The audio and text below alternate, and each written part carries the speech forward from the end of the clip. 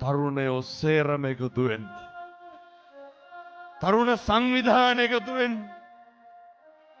නගරය පුරාවට කොටු විකුණන ඒවා අයින් කරලා දාන්න. හෙට ඉඳන් තඩි ගහන්න කියනවා නෙමෙයි හොඳේ මේ විකුණන මිනිස්සුන්ට. මත්පෙති ජාවාරම සිද්ධ කරන අයවලුන්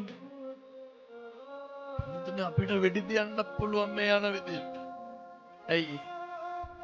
කොල්ල කෝල් දීලා පොරොන්දු වෙනවා. හාමුදුරුවනේ පින්නතුනි මේ විකුණපු තරුණය තියනවා.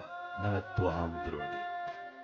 කරන්නේ ඒ වචන ඇහෙනකොට පින්නතුනි මේ ධර්මයේ ආශ්චර්ය සම්බුද්ධ ශාසනේ චිරස්තතිය අවුරුදු 10 ගාණක් ඉස්සරහට යයි.